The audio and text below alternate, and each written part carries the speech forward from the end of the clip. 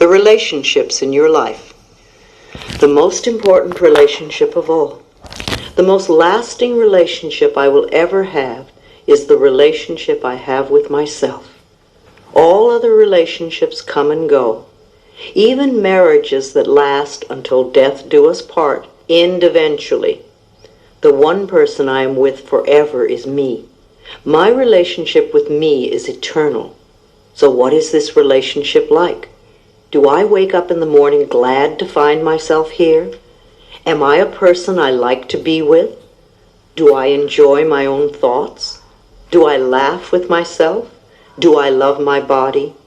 Am I content being with me? If I don't have a good relationship with myself, how can I have a good one with someone else? If I don't love myself, I will always be looking for someone to complete me, to make me happy, to fulfill my dreams. Attracting healthy relationships. Being needy is the best way to attract an unsuccessful relationship. As author Wayne Dyer says, in any relationship in which two people become one, the end result is two half people. You see, if you expect the other person to fix your life or to be your better half, you are setting yourself up for failure. You want to really be happy with who you are before you enter a relationship. You want to be happy enough so that you don't even need a relationship to be happy. Also, if you have a relationship with someone who does not love himself or herself, then it is impossible to really please that person. You will never be good enough for someone who is insecure, frustrated, jealous, self-loathing, or resentful. Too often we knock ourselves out trying to be good enough for partners who don't have any idea how to accept our love because they don't love who they are. Life is a mirror. What we attract always mirrors those qualities we have or beliefs we have about ourselves and relationships. What others feel about us is their own limited perspective of life. We must learn that life has always loved us unconditionally. Jealous people are very insecure. They don't value themselves. They have no faith in their self-worth. Jealousy is really saying, I'm not good enough, I'm not worth loving, so I know my partner is going to cheat me or leave me for someone else. This creates anger and blame. If you stay with a jealous person, then you are saying that you don't deserve a loving relationship. It's often the same thing with spousal abusers. They either grow up in a family where abuse was normal and they just continue the family pattern, or they blame the world and their partners for their own lack of self-worth. Abusers will never stop the abuse pattern unless they undergo therapy. Abusers almost always have a parent they have deep resentment towards. Forgiveness is a vital issue for them. They must understand their patterns and be willing to change. Our parents' influence. All my relationships are based on the relationships I had with my parents. I was so shocked when I first discovered this. Years ago, I'd gone to a loving relationship workshop conducted by Sandra Ray, expecting to learn how to attract a loving relationship. I was so dismayed when I learned that we were going to work on our relationships with our parents. By the end of the workshop, though, I learned that the reason I had so many problems in my personal relationships was because of the very difficult childhood I had. The abuses my mother and I had endured, the abandonment and lovelessness of my childhood, it had all transferred itself into my current relationships. No wonder I attracted abusive men. No wonder they always abandoned me. No wonder I always felt unloved and unwanted. No wonder I always seemed to have bosses that frightened me.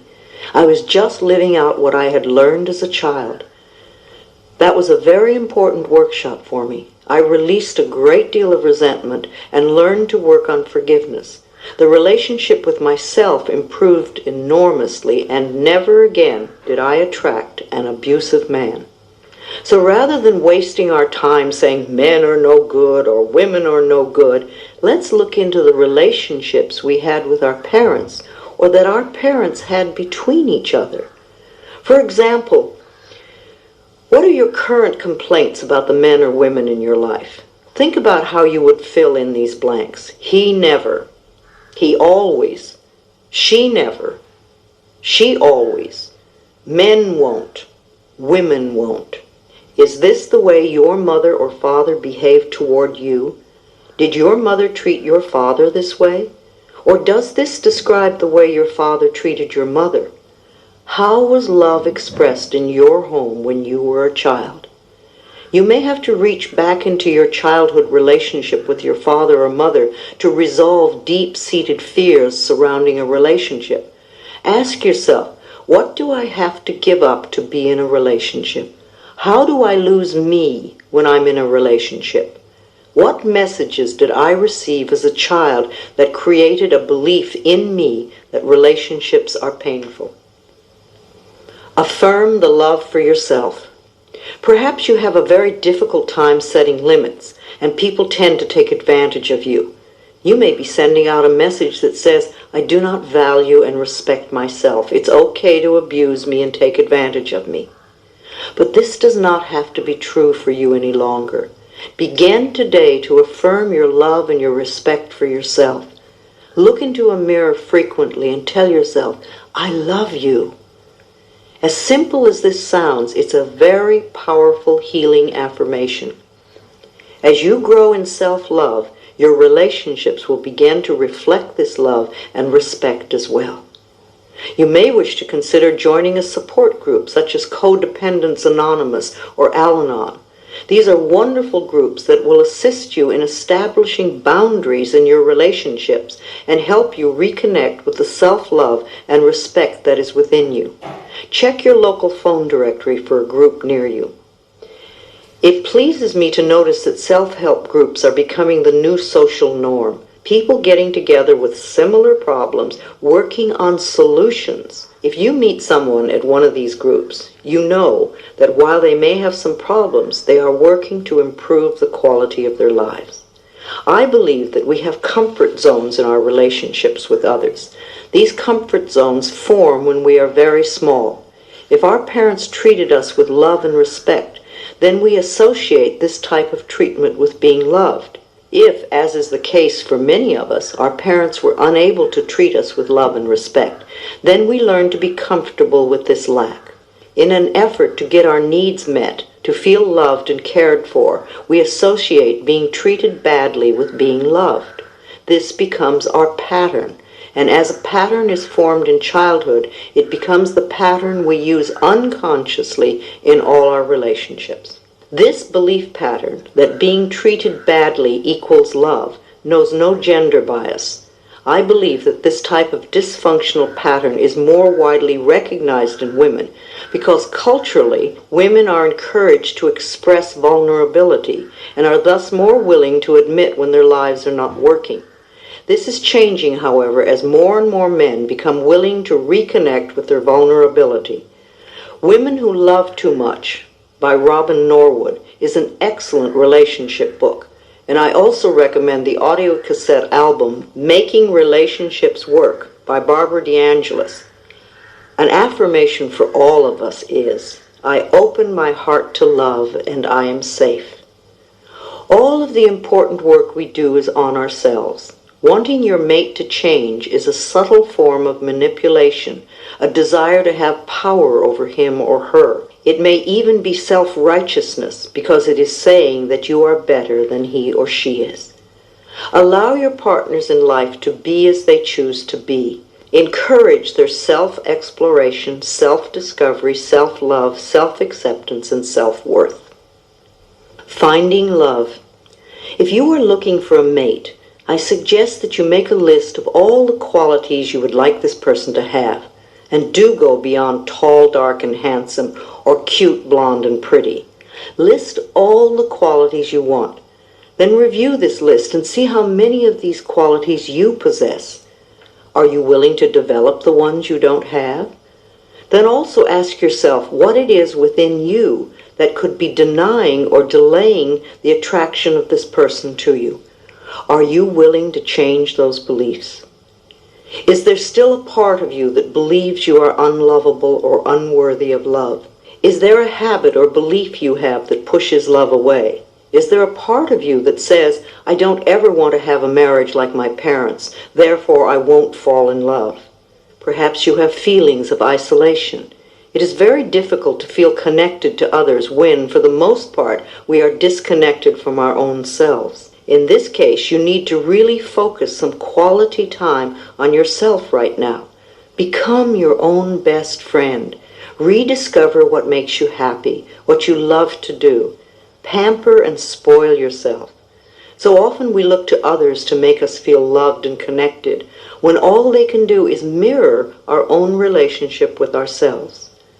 What do you think you deserve in an intimate relationship? When we are coming from a place of feeling we can never get what we really want, it usually means our belief system supports not deserving. Is this what you truly believe about yourself? That you can't have what you truly want? This particular mental pattern no longer needs to be true for you. You can begin to make a change today. Make a few lists, such as what I believe about men, women, love, marriage, commitment, fidelity, trust, and children. These lists will show you any negative beliefs you need to change. You may be surprised by some of the messages that are hidden in your consciousness.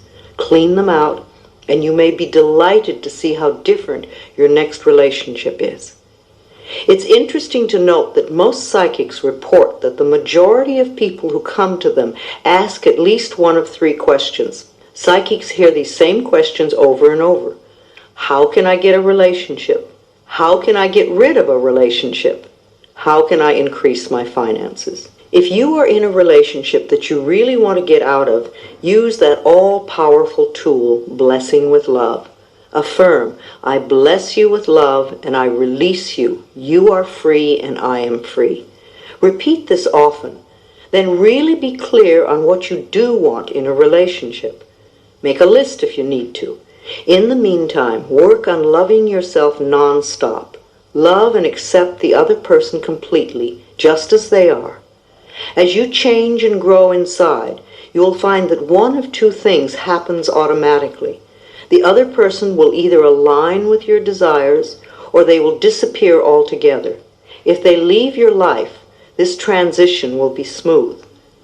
Always begin by loving and appreciating yourself. Everything else will change.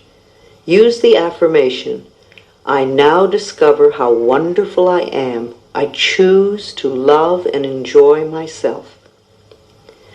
It is very important to clean up and resolve old relationships in order to commit to a new one. If you are always talking about or thinking of your last love, you are not yet free and clear to enter the new one. Sometimes we deify our previous love in order to protect ourselves from being vulnerable in the present moment. In her book, A Return to Love, Marianne Williamson shares this wonderful barometer for our choices. She states that in all of our interactions, we are either moving towards love or moving away from love. Ideally, to be fully happy and alive, we want to be making choices in our life that move us towards love. As you work on resolving the blocks that stand between you and your relationship, practice being your own lover. Treat yourself to romance and love. Demonstrate to yourself how special you are. Pamper yourself. Treat yourself to small acts of kindness and appreciation.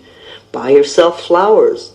Surround yourself with colors, textures, and scents that please you. Life always mirrors back to us the feeling we have inside. As your inner sense of love and romance grows, the right person to share in your increasing sense of intimacy will be attracted to you like a magnet. Most importantly, you will not have to give up any part of your own self-intimacy to be with that person. The end of a relationship. The end of an affair is often a very painful time. We go into the I'm not good enough routine and punish ourselves. We think that because the other person no longer wants to be with us, there must be something wrong with us, and we often fall into deep despair. It is not true that there is something wrong with us, though. All relationships are learning experiences. We come together for a period of time. We share energy and experiences for as long as we can. We learn what we can together. Then there comes a time to part. This is normal and natural. Don't cling to an outworn romantic relationship just to avoid the pain of parting. Don't put up with physical or emotional abuse just to be with someone. You will never have a fulfilling life if you cling to old experiences. When we allow ourselves to be treated with disrespect, we are saying, I am not worth loving, so I have to stay here and accept this behavior. I can't bear to be alone with just myself, and I know that I'll never find another relationship. These negative affirmations pull you down. Instead, listen to the signals. When a relationship ends, life is giving you a chance for a new experience. This can be a time for deep gratitude, of acknowledging the good times you had together, and of appreciating all the learning experiences. Then you can release that relationship with love and get on with the next step in your life. This is a time for loving yourself with tenderness and understanding. This is not the end of your world. It's the beginning of a new phase. With love for yourself, this new time of your life can be far more wonderful than what you are just ending. Affirmations for the relationships in your life. I have come here to learn that there is only love. I am discovering how wonderful I am. I choose to love and enjoy myself. As a magnificent creation of a loving God, I am infinitely loved, and I accept this love now. I am open and receptive to a wonderful, loving relationship. By thinking loving, supportive thoughts, I create a loving, supportive relationship. I open my heart to love. It is safe for me to express love. I get along with everyone. Wherever I am, there is joy and laughter. I relate from my heart. People love me and I love people. I am in harmony with life. I always have the perfect partner in my life. I am safe and secure in my love for myself. I am in a harmonious relationship with life. Life loves me and I am safe. I envelop everyone in my life in a circle of love, no matter if they are male or female. I include my friends, my loved ones, my co-workers, and everyone from my past.